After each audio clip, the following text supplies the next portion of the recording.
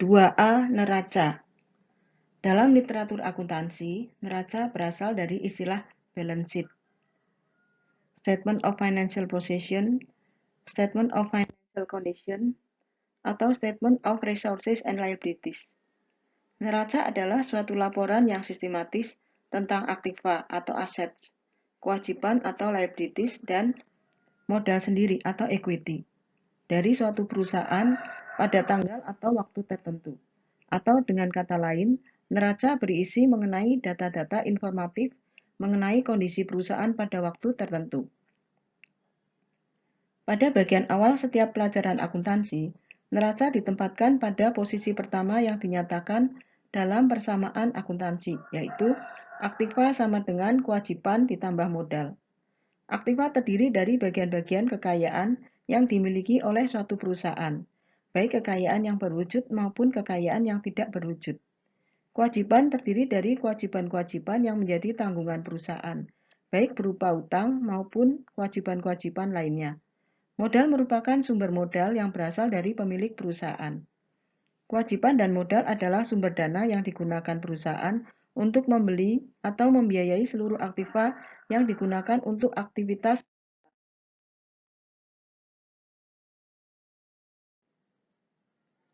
Bentuk penyusunan neraca.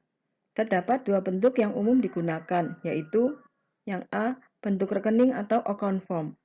Dalam bentuk ini, aktiva ditempatkan di sebelah kiri, sedangkan pasiva, yaitu kewajiban dan modal, ditempatkan di sebelah kanan.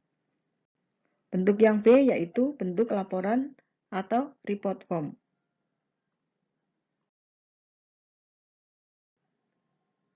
Bentuk laporan atau report form. Dalam bentuk ini, aktiva ditempatkan pada bagian atas, sedangkan kewajiban dan modal ditempatkan di bawahnya secara vertikal.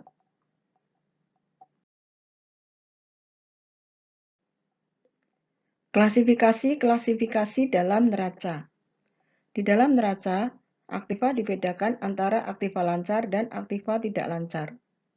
Pembedaan ini didasarkan pada tingkat kecepatan atau jangka waktu mencairnya aktiva kembali menjadi kas. Untuk pos aktiva atau assets, yaitu dibagi menjadi aktiva lancar atau current asset. Aktiva lancar atau current asset adalah aktiva yang digunakan dalam kegiatan operasi perusahaan serta memiliki masa manfaat kurang dari 1 tahun. Aktiva lancar terdiri dari kas dan setara kas atau cash and bank, yaitu uang tunai yang dimiliki oleh perusahaan termasuk yang terdapat di bank, baik berupa giro atau deposito. Sedangkan setara kas adalah bentuk lain yang dimiliki perusahaan yang bersifat sangat liquid. Contohnya adalah emas.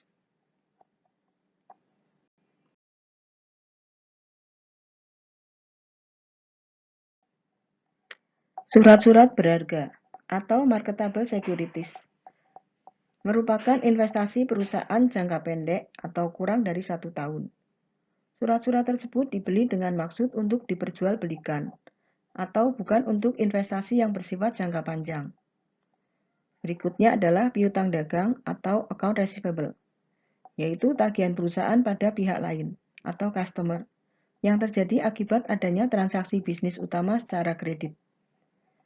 Berikutnya persediaan atau inventory, yaitu barang-barang yang diperjualbelikan oleh perusahaan dalam bisnis utamanya.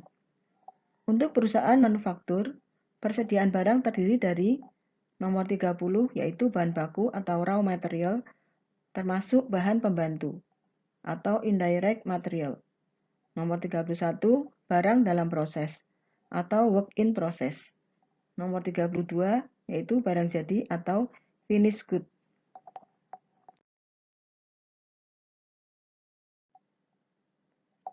Yang termasuk aktiva lancar berikutnya adalah biaya dibayar di muka atau prepaid expenses. Biaya yang telah dikeluarkan perusahaan untuk masa yang akan datang. Contohnya, premi asuransi, biaya sewa. Berikutnya adalah aktiva lancar lain atau other current asset. yaitu aktiva-aktiva lain di luar daripada klasifikasi aktiva lancar. Umumnya aktiva lancar lainnya adalah tidak berhubungan langsung dengan kegiatan utama perusahaan. Contoh, nomor 33 piutang karyawan, nomor 34 piutang pemegang saham, atau perusahaan afiliasi, nomor 35 wesel tagih. Berikutnya adalah aktiva tetap atau fixed asset, yaitu aktiva berwujud dalam bentuk siap pakai atau yang dibangun terlebih dahulu yang digunakan dalam kegiatan operasi normal perusahaan. Biasanya terdiri dari nomor 36 tanah dan bangunan, nomor 37 mesin-mesin produksi, nomor 38 kendaraan bermotor, nomor 39 peralatan-peralatan. Akun berikutnya adalah akumulasi penyusutan atau accumulated depreciation, yaitu pengurangan nilai pada aktiva tetap yang bertujuan untuk pengurangan nilai ekonomis pada aktiva tersebut. Pada kegiatan normal, seluruh aktiva tetap didepresiasikan kecuali tanah. Berikutnya investasi atau long-term investment, yaitu bentuk penyertaan atau saham yang dilakukan perusahaan pada perusahaan lain untuk jangka waktu yang panjang dan tidak bertujuan untuk diperjualbelikan atau kebalikan dari surat-surat berharga pada aktiva lancar. Aktiva lainnya atau other assets merupakan hak-hak atau kekayaan perusahaan lain yang tidak secara langsung berpengaruh terhadap operasional. Berikutnya adalah aktiva tidak berwujud atau intangible asset, yaitu hak-hak yang dimiliki perusahaan yang diberikan kepada penemunya, penciptanya, atau penerimanya. Hak-hak ini dilindungi oleh undang-undang. Contoh, nomor 40 hak paten atau paten, nomor 41 hak cipta atau copyright, nomor 42 franchise, nomor 43 merek dagang atau trademark, nomor 44 goodwill, nomor 45 biaya praoperasi. Berikutnya adalah yang termasuk dalam kewajiban atau liabilities. Misalnya kewajiban jangka pendek atau current liabilities, yaitu kewajiban yang dibayar dalam jangka waktu 1 tahun atau kurang, atau dalam satu siklus usaha. Yang lainnya adalah utang dagang atau account payable, yaitu hutang yang terjadi akibat dari pembelian barang oleh perusahaan secara kredit dari pemasok.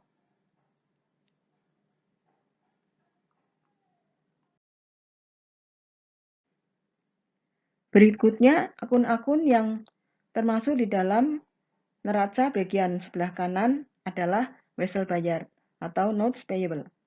Adalah janji tertulis perusahaan untuk membayar sejumlah uang kepada supplier atau institusi keuangan. Selanjutnya, penghasilan ditangguhkan atau deferred revenue, yaitu penghasilan yang diterima lebih dahulu oleh perusahaan, tetapi belum sepenuhnya menjadi hak perusahaan, karena perusahaan masih memiliki kewajiban terhadap konsumen tersebut. Selanjutnya, biaya yang masih harus dibayar, atau accrued expenses, yaitu kewajiban yang timbul karena jasa-jasa sudah diberikan kepada perusahaan selama jangka waktu tertentu, tetapi pembayarannya belum direalisasikan. Kemudian utang pajak atau tax payable, yaitu beban pajak perusahaan yang belum dibayar pada saat neraca perusahaan disusun.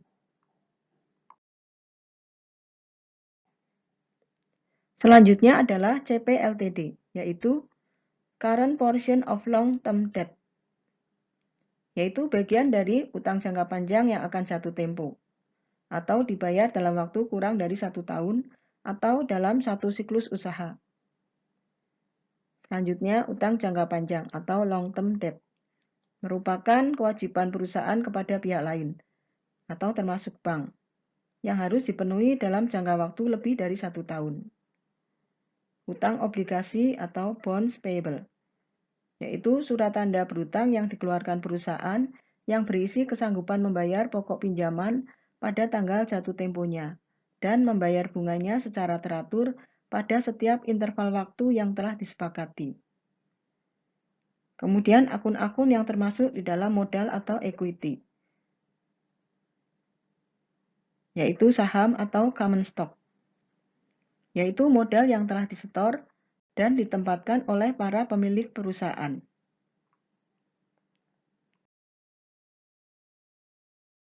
Agio atau disagio, yaitu keuntungan atau kerugian yang diperoleh perusahaan antara nilai nominal saham dengan nilai jual saham pada saat penjualan saham.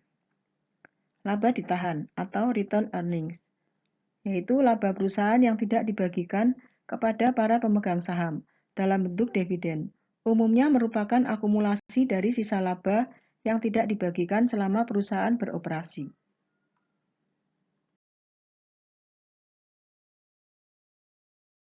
Dalam penyusunan neraca, umumnya harus mengikuti aturan sebagai berikut. Yang pertama, judul laporan harus memuat nama perusahaan, nama laporan atau neraca, dan tanggal penyusunan laporan. Yang kedua, dalam neraca, metode penilaian harta kekayaan adalah berdasarkan harga pokoknya atau cost. Yang ketiga, pos-pos dalam neraca harus dikelompokkan secara tepat dan pos-pos yang bersifat tidak sejenis akan dikelompokkan tersendiri dalam neraca. 4. Jumlah keseluruhan kedua sisi harus seimbang, mengikuti prinsip persamaan akuntansi. Aktiva sama dengan kewajiban ditambah modal. 5. Laporan harus menunjukkan hal yang sebenarnya, agar tidak menyesatkan. 6. Untuk keperluan analisa, jumlah sen dapat diabaikan atau dihilangkan.